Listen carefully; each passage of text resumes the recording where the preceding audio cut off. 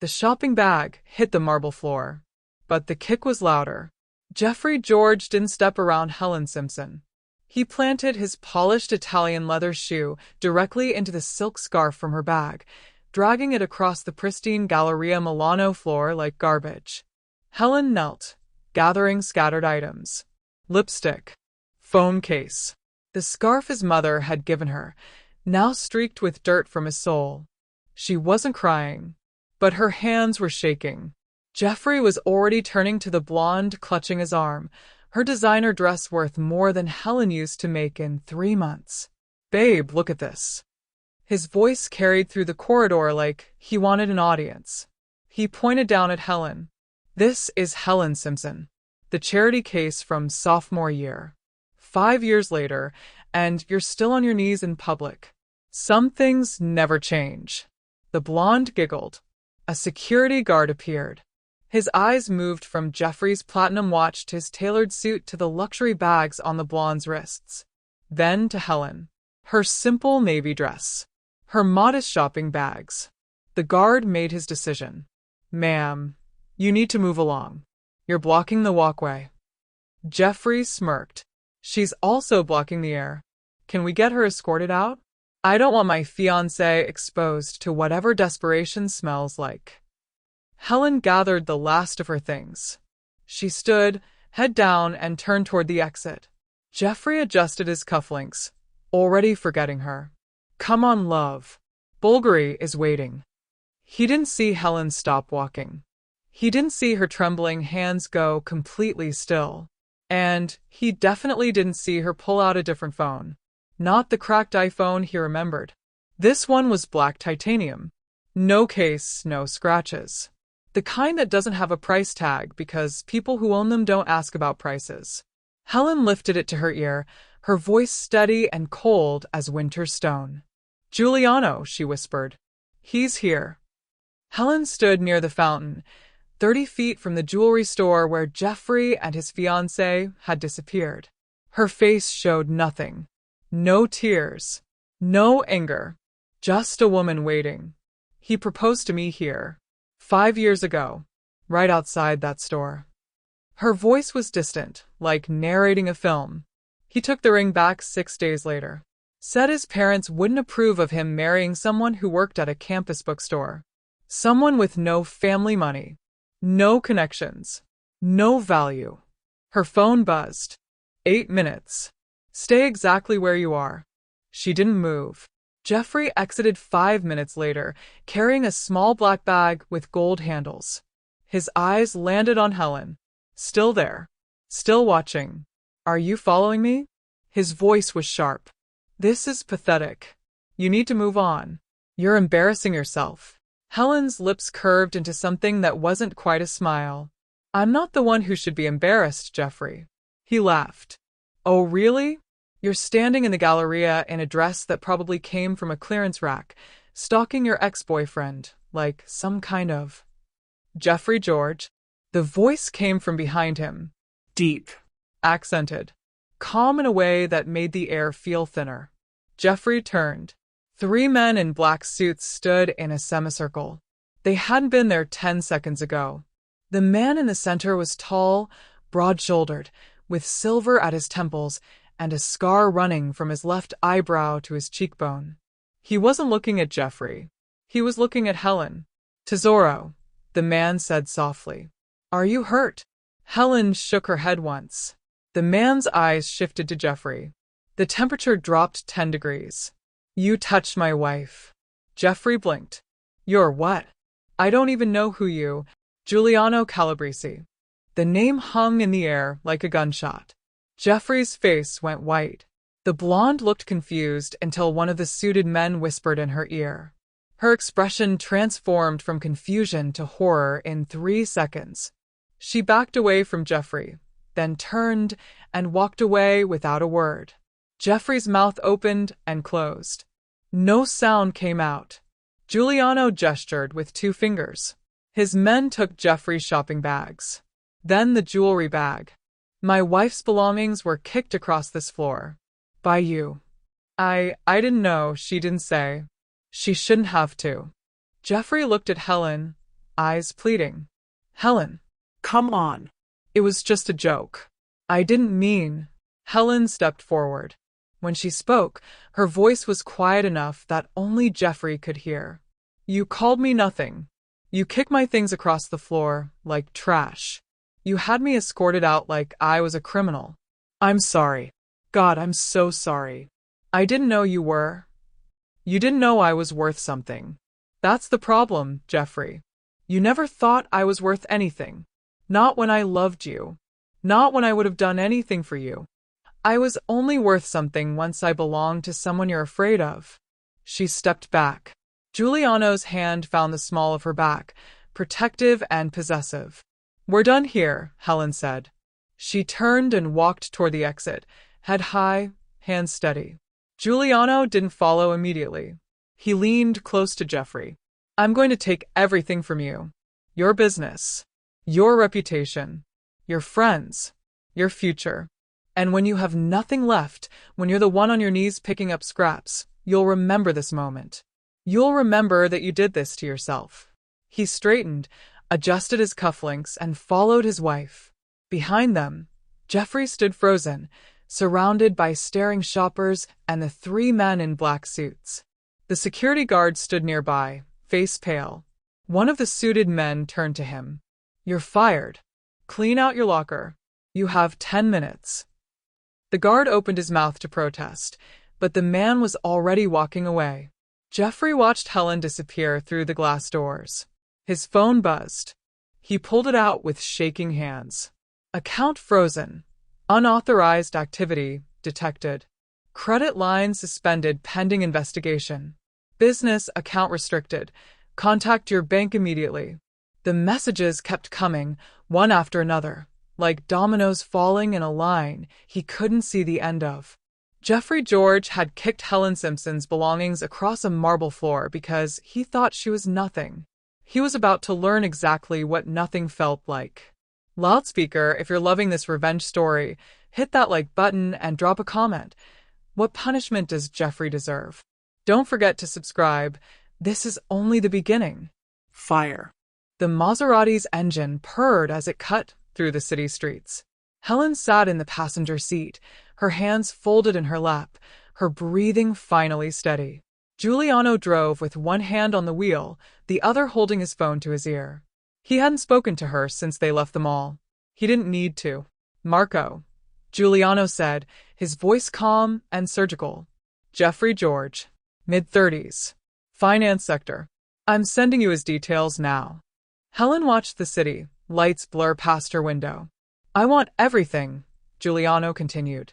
Bank accounts, credit lines, investment portfolios. Every asset with his name on it, frozen by morning.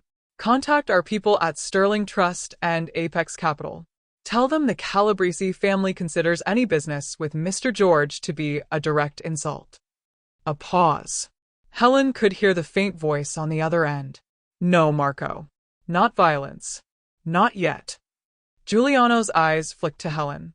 Mrs. Calabrese has requested something more educational. Helen met his gaze. There was a question there. Are you certain? She nodded once.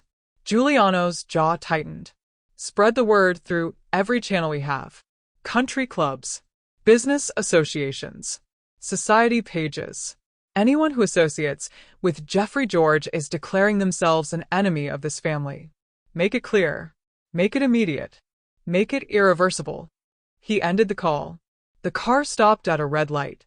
In the silence, Giuliano reached over and took Helen's hand. His thumb brushed across her knuckles, gentle despite the violence he'd just ordered. He hurt you, Giuliano said quietly. That's enough reason. He humiliated me, Helen corrected, her voice steel wrapped in silk. In front of everyone. Like I was still that scared college girl he threw away like garbage. You're not her anymore. No. Helen turned to face him fully. I'm not. And he's going to learn exactly who I've become. The light turned green. The Maserati accelerated, cutting through the night like a blade through water. Behind them, in a luxury mall filled with people who thought they owned the world, Jeffrey George stood staring at his phone. watching his entire life collapse in real time. Jeffrey George hadn't slept. He'd spent 12 hours on the phone with banks, lawyers, financial advisors, anyone who might explain why every single one of his accounts had simultaneously frozen. System error, they kept saying. But 12 different institutions don't have the same system error at exactly the same time. By 6 a.m., he stopped asking why and started calling in favors. First call, Richard Chun, his college roommate. VP at Sterling Trust. 3 rings, then voicemail. Jeffrey left a message, trying to sound casual, professional, not desperate. Richard didn't call back. Second call, Marcus Webb, his squash partner, the man who'd introduced him to his last 3 major investors. Marcus answered immediately. Jeffrey, I can't talk right now. Marcus, listen. Something's happening with my accounts and I really can't help you with this. Marcus's voice was tight, uncomfortable. I've been advised to distance myself from your situation. Advised? By who? The line went dead. Jeffrey stared at his phone, his pulse hammering. He scrolled through his contacts. Business partners. Golf buddies. The investment club he'd belonged to for 8 years. He called them all. Voicemail. Awkward excuses. Sudden disconnections. One guy answered, listened for 5 seconds, then said, I'm sorry, you have the wrong number, and hung up. By noon, even his assistant stopped responding to texts. Jeffrey's penthouse felt like a tomb. He paced the marble floors, his mind racing. This wasn't random. This was coordinated, surgical, complete. But who had that kind of power? Then he remembered. Giuliano Calabrese. The name made his blood run cold. Jeffrey grabbed his laptop and typed the name into Google with shaking hands. The search results loaded. Calabrese Industries. Real estate. Import-export. Consulting services. But beneath the corporate press releases were whispers. Reddit threads that got deleted. News articles that disappeared. Anonymous forum posts about people who'd crossed the Calabrese family. They didn't die. They just stopped existing. Financially ruined. Socially excommunicated. Alive, but erased from the world that mattered. Jeffrey's phone buzzed. Unknown number. A single text. You kicked her belongings across the floor. Now we're kicking you out of every room you ever belonged to. Day 1. Jeffrey tried calling the number back. Disconnected. He hurled his phone across the room. It shattered against the window, spiderwebbing the glass. Outside, the city hummed with life. People went to work. Traffic moved. The world continued. But for Jeffrey George, everything had stopped. Speech balloon, this revenge is brutal. Comment Team Helen if you're here for it. Hit that subscribe button and smash the notification bell. Let's hit 500 likes. 5 years earlier. The smoke alarm screamed. Helen woke to heat and the acrid smell of burning plastic. Orange light glowed beneath her apartment door. She grabbed her phone, her keys, and ran. The hallway was chaos. Neighbors in pajamas, coughing, shouting. Someone yelled that the fire started in the basement. Helen made it to the street barefoot, standing on cold pavement in her sleep shirt, watching flames devour the building she'd called home for 3 years. Everything she owned was inside. Her clothes, her textbooks, her laptop with every paper she'd ever written. The firefighters came, but they were too late. By dawn, the building was a blackened skeleton. Helen sat wrapped in a Red Cross blanket, watching her entire life turn to ash. When the sun came up, she called Jeffrey. She needed somewhere to stay. Just a few days. Just until she figured something out. He answered on the 5th ring, his voice thick with sleep. Helen, it's 6 in the morning. My apartment burned down. Silence. Then, what? There was a fire. The whole building. Jeffrey, I don't have anywhere to go. Another pause. Longer. She could hear him breathing, could picture him sitting up in his expensive sheets in the apartment his parents paid for. God, that's terrible. But I can't. My parents are visiting this week, and they're already uncomfortable with us dating. If they see you staying here, Jeffrey. Her voice cracked. I have nothing. Everything I owned is gone. There are shelters. Hotels. You have that emergency credit card, right? Maxed out. Textbooks.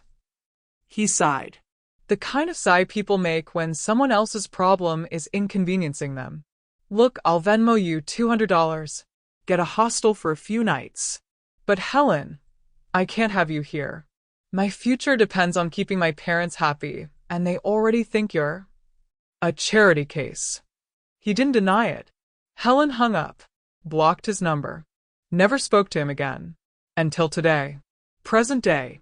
Helen stood before the floor-to-ceiling windows of the Calabrese penthouse, watching the city shimmer 40 stories below.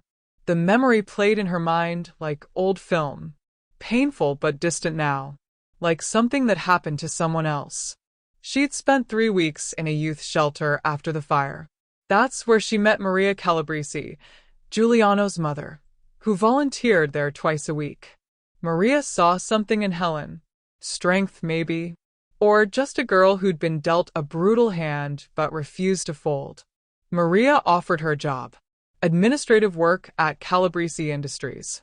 Then she introduced Helen to her son. The rest was history written in wedding vows and a 10-carat diamond. Giuliano entered with 2 glasses of wine. He handed one to Helen. You're thinking about him, he said. About the fire, Helen corrected. About how he left me with nothing when I needed him most. Giuliano stood beside her, his reflection ghostly in the dark glass. And now I'm returning the favor. Giuliano's smile was cold and beautiful. Marco called. Jeffrey's contracts are terminated. His investors pulled out. His club memberships are revoked. He tried booking a flight to his parents' place. Card declined at the airport.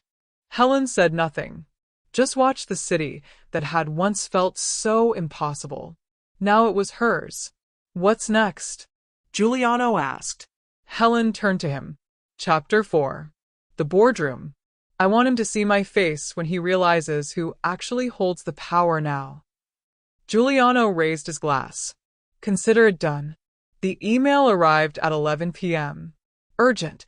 Emergency funding meeting. Titanium Ventures Capital. 9 a.m. tomorrow. Jeffrey read it 3 times, his hands trembling. Titanium Ventures was his last hope. His only hope. Without their backing, his company would collapse within weeks. He showed up 15 minutes early, wearing his best suit, the one he'd bought before his credit card stopped working. His shirt was wrinkled. He hadn't slept in 2 days. The receptionist barely looked at him. Conference room C, top floor. The elevator ride felt like ascending to judgment. The conference room was all glass and steel, with a view of the entire city. 6 people sat around the table. Venture capitalists. Investment analysts. Faces Jeffrey recognized from business magazines. And at the head of the table, in a charcoal suit that cost more than his car, sat Helen. Jeffrey froze in the doorway. Helen didn't look up from the papers in front of her. Mr. George, you're late. Please sit. What are you doing here? His voice came out strangled. I'm Mrs. Calabrese, majority shareholder of Titanium Ventures Capital. Helen finally looked at him, her expression neutral, professional. You requested this meeting. Sit down. Jeffrey's legs moved on autopilot. He sank into the chair farthest from her. Now, Helen continued, gesturing to the presentation screen, you're seeking $12 million in Series B funding. Your pitch, Mr. George. Jeffrey's mouth was dry. He opened his laptop with shaking hands, pulled up his slides, started talking. He made it 3 minutes before Helen interrupted. Your revenue projections are unrealistic. They're based on partnerships that no longer exist. Helen slid a document across the table. Sterling Trust terminated your contract yesterday. Apex Capital withdrew this morning. Your 3 largest clients have moved to competitors. Jeffrey stared at the document. Every word was true. Who? He looked up at her. Who did this? Helen leaned back in her chair, her fingers steepled. You did this, Jeffrey. 5 years ago, when you decided I wasn't worth your time. Last week, when you kicked my belongings across a mall floor like trash. Yesterday, when you called me nothing in front of a crowd. One of the investors cleared his throat. Mrs. Calabrese, perhaps we should. No. Helen's voice was ice. Mr. George came here for funding. Let's discuss terms. Jeffrey felt a spark of hope. I'll invest in your company, Helen said. $1. Silence. $1, she repeated, for 100% equity. You sign over everything. Your company, your patents, your brand. All of it becomes mine. In exchange, you get to keep your name off the bankruptcy filings. That's extortion. No, Jeffrey. Helen stood, gathering her papers. That's business. You have 24 hours to decide. After that, the offer disappears, and so does what's left of your company. She walked past him toward the door, then paused. Oh, and Jeffrey? That charity case you dumped. She smiled.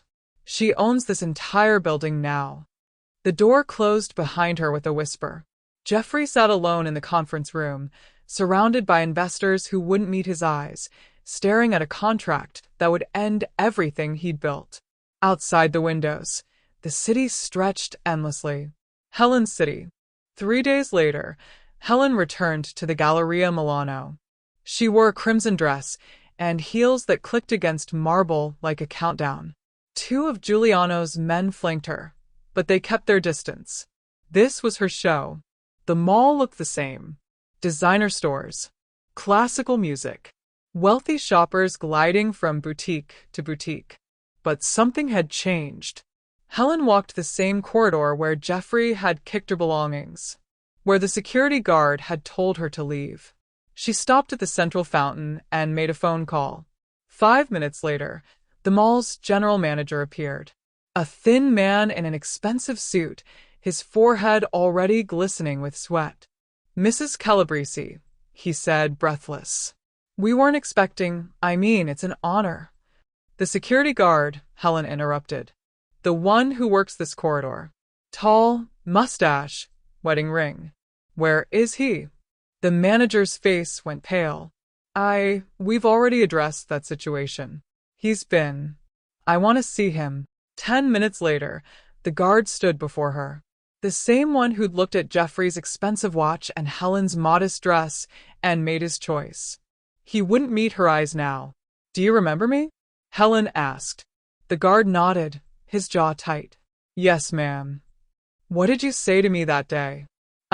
His voice cracked. I told you to leave, that you were blocking the walkway. And why did you say that? Silence. Answer her, the manager hissed. Because he looked rich, the guard said quietly. And you didn't. Helen let that sit in the air between them. The guard's hands trembled at his sides. The manager looked ready to faint. You're fired, Helen said simply. The guard's shoulders slumped.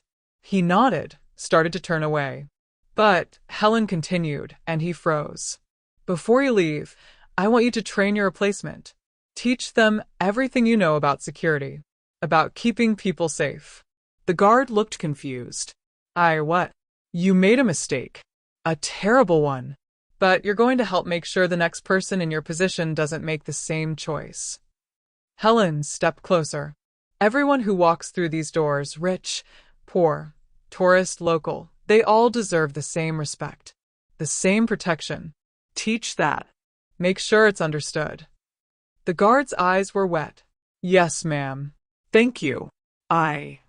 Don't thank me. Just do better. Helen turned to the manager. I want a new policy implemented across all Calabrese-owned properties. Every customer receives equal treatment regardless of appearance or presumed wealth. Security staff who violate this policy are terminated immediately. Non-negotiable. Of course, Mrs. Calabrese. Absolutely. Helen walked away, her heels echoing through the corridor. Behind her, the guard watched her go, then turned to the manager. She owns this place? Her family owns half the city, the manager whispered. And you told her to leave. The guard closed his eyes. I'm lucky to be alive. You're lucky she has a conscience. Fire wow. Helen is showing power and mercy. Are you Team Helen all the way? Drop a comment and let me know. Don't forget to like and subscribe. Chapter 6 is where Giuliano wants blood, but Helen has other plans. The study in the Calabrese estate was all dark wood and leather, with floor-to-ceiling bookshelves and a fireplace that crackled against the evening chill. Giuliano sat behind his desk, a glass of scotch in his hand. 3 of his senior men stood nearby, silent as statues. Helen entered, closing the door behind her. We need to talk about Jeffrey, Giuliano said. Helen knew that tone. Calm, measured. The voice he used before ordering someone's disappearance. She sat across from him. What about him? He's signed the contract. Your company now. But Tesoro. Giuliano leaned forward. He humiliated you in public. That cannot stand. In our world, there must be consequences. Real consequences. His life is destroyed. His business, his reputation, his entire social network. He's still breathing, one of the men interrupted. Still walking free. People are watching. They need to see what happens when someone touches the Calabrese family. Helen looked at Giuliano. His jaw was tight, his eyes dark with barely controlled fury. She'd seen that look before. It meant someone was about to vanish. No, Helen said quietly. The room went still. Excuse me? Giuliano's voice remained calm, but there was steel beneath it. I said no. Helen stood, moving around the desk to face him. Giuliano, I love you. I love that you want to protect me. But killing Jeffrey gives him an escape. Death is easy.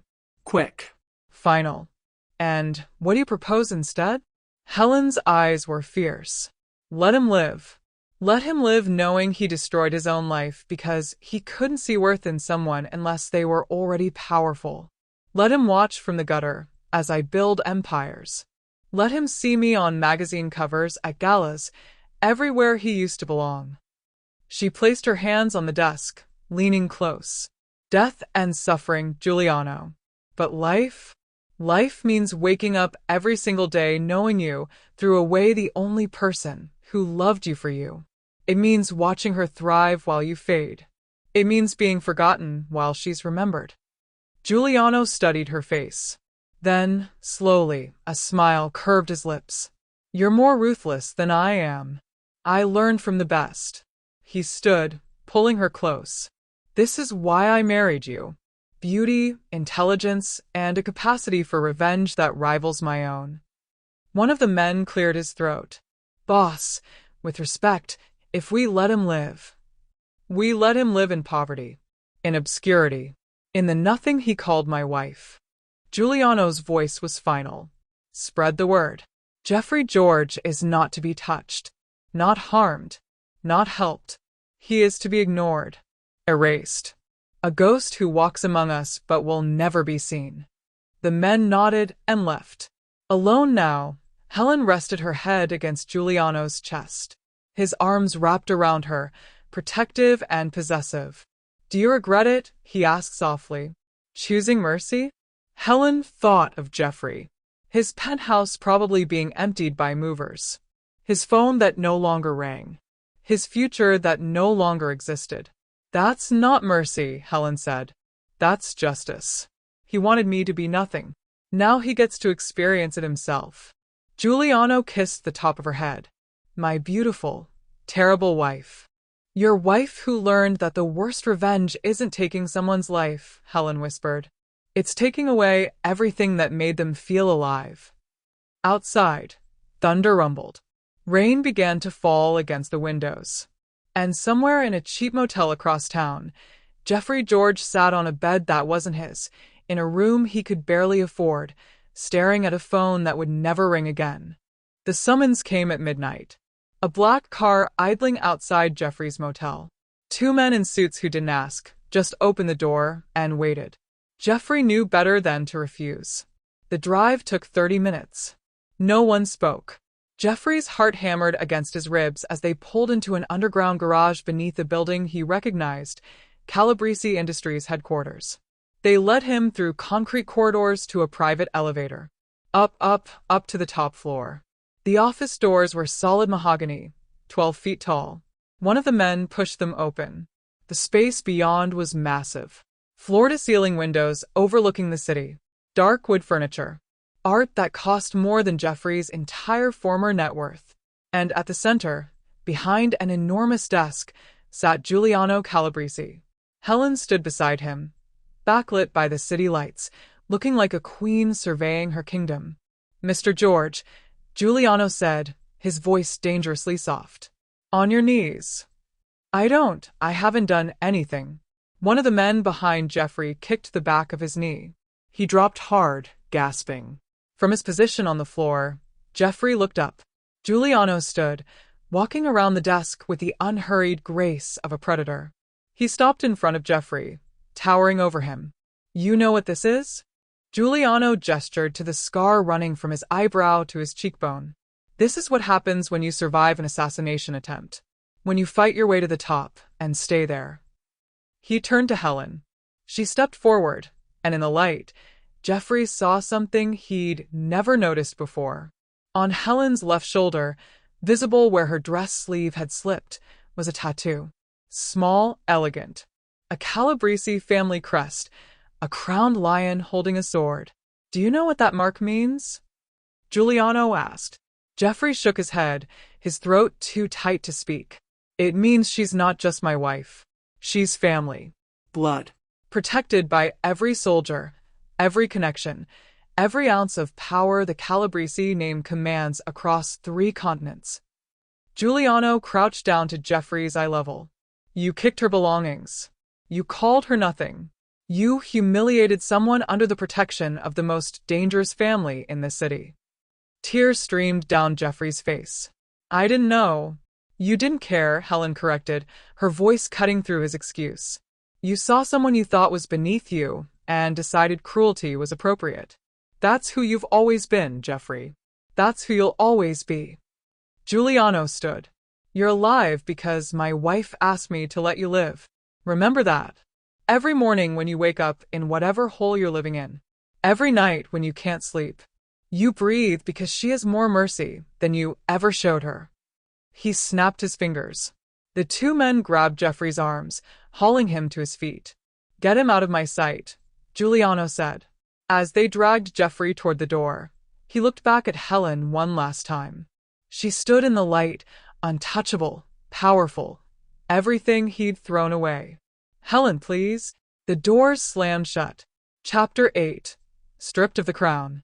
The final asset was his parents' beach house.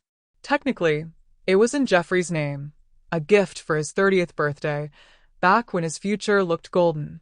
He'd planned to sell it, use the money to start over somewhere far away. But when he called the real estate agent, the news made his knees buckle. "I'm sorry, Mr. George, but the property was seized this morning. Outstanding debts. Tax liens. The bank has already taken possession." Jeffrey sat in the motel parking lot, phone pressed to his ear, unable to process the words. That's impossible. There were no liens. No debts on that property. According to the records, there were several, dating back months. "I'm sorry, but there's nothing I can do." The call ended. Jeffrey screamed into the empty car, slamming his fists against the steering wheel until his hands ached. Everything. They'd taken everything. His phone buzzed. A text from an unknown number. "The beach house where you took me once. Where you told me I didn't fit in with your summer crowd. Where you made me eat alone in the kitchen while your friends drank on the deck. Did you really think I'd let you keep it?" Another text. "You have nothing left, Jeffrey. Just like you wanted me to have nothing." He tried to respond, but the number was already blocked. Jeffrey sat in that parking lot for hours, watching the sun set over a city that no longer had room for him. And then, like a knife to the chest, the realization hit. Helen had loved him once. Really loved him. She'd worked 2 jobs to help pay for their dates. She'd stayed up all night helping him study. She believed in him when he was just another business student with big dreams and no connections. And he'd thrown her away the moment loving her became inconvenient. She would have followed him anywhere, built a life with him from nothing, been his partner through every struggle. Instead, he'd chosen his parents' approval, chosen status over substance, chosen a future that looked good on paper over a person who actually cared whether he was happy. Now she had everything: power, wealth, protection, a man who would burn the world for her. And Jeffrey had a motel room he couldn't afford past Friday. He'd won his parents' approval. He'd networked with the right people, dated the right women, built the right image. And he'd lost the only real thing he'd ever had. His phone buzzed again. His mother, finally returning his calls from 3 days ago. "Jeffrey, darling, we heard about your situation. Your father, and I think it's best if you don't contact us for a while. For the family reputation. I'm sure you understand." She hung up before he could respond. Jeffrey George sat alone in a parking lot at dusk, surrounded by everything he'd traded love for. Nothing. This story is almost over. If you've been on this revenge journey with Helen, hit that like button and drop "just deserved" in the comments. Subscribe for more epic stories like this. 6 months later, Helen walked through the Galleria Milano on a Saturday afternoon. No bodyguards this time, just her and a shopping bag from a bookstore. The mall had changed. New security uniforms. New training protocols. New signs in 5 languages. All guests are valued equally. She was heading toward the exit when she saw the girl. Young, maybe 20. Sitting on the floor near the fountain, trying to gather scattered textbooks and papers. A ripped shopping bag lay beside her, its contents spilled across the marble. People walked past. Some glanced down. No one stopped. Helen's steps slowed. The girl's hands were shaking as she grabbed a notebook, tears threatening to spill. Her clothes were worn but clean.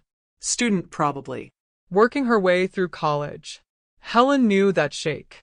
That specific tremor of someone trying to hold themselves together in public while everything falls apart. She walked over and knelt down, her designer dress pooling on the floor she'd once been kicked across. "Here," Helen said gently, picking up a textbook. "Let me help." The girl looked up, startled. "Oh no, I'm fine. I'm sorry, I'm in the way." "You're not in anyone's way." Helen gathered papers, stacking them neatly. "Happens to everyone. Bad bags are the worst." The girl laughed, a small broken sound, and started collecting her things faster. "I'm so embarrassed. Everything fell, and people are staring and—" "Then let them stare," Helen said. She pulled out one of the Calabrese Industries' signature shopping bags from her purse. Sturdy, expensive, the kind that never tears. "Here. Use this." "I can't. That's too nice." "I insist." Helen helped transfer everything into the new bag. "What are you studying?" "Business. Finance." The girl wiped her eyes. "Trying to anyway. It's hard working full-time and going to school, but I don't have any other choice." Helen's chest tightened. She saw herself in this girl. The determination. The exhaustion. The refusal to give up even when the world kept pushing her down. "What's your name?" "Sarah." "Sarah Chun." Helen stood, offering her hand. Sarah took it, and Helen pulled her to her feet. "Sarah, I run a company. Calabrese Industries. We have an internship program for students exactly like you, people who work hard and need opportunity more than they need connections." Helen pulled out a business card. "Send me your resume. No promises, but I'd like to see it." Sarah stared at the card, her mouth open. "Are you serious? Calabrese Industries? That's, oh my God. Completely serious." Helen smiled. "Everyone deserves a chance, Sarah. Sometimes all it takes is one person willing to see your worth." Sarah's eyes filled with tears again, but different ones this time. "Thank you. Thank you so much. I won't let you down." "I know you won't." Helen started to walk away, then paused. "Sarah, one more thing. When you make it, and you will make it, remember this moment. Remember how it felt when someone helped you, and do the same for someone else. I will. I promise. Helen left the mall with sunlight streaming through the glass ceiling, warming her shoulders. She thought about that girl she used to be, scared, struggling, alone. That girl was gone, but the memory of her remained, a compass pointing Helen toward who she wanted to be with all this power. Outside, Giuliano waited by the car. He opened the door for her, then slid in beside her. Good shopping trip? He asked. Helen thought about Sarah, about the security guard who got a second chance, about Jeffrey who'd gotten exactly what he deserved. Yes, Helen said, leaning against her husband.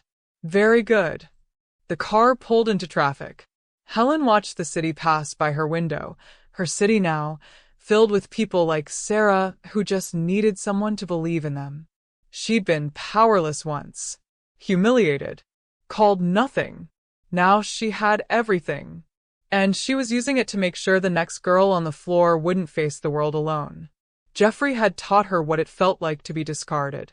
Giuliano had taught her what it felt like to be protected. But Helen had taught herself the most important lesson of all. True power isn't about revenge. It's about remembering where you came from and reaching back to pull someone else up. What did you think of Helen's journey from humiliation to queen? Drop a comment with your favorite moment. Like this story and subscribe for more epic revenge tales. Share this with someone who needs to see that karma is real. Thank you for watching and listening. Your support means everything.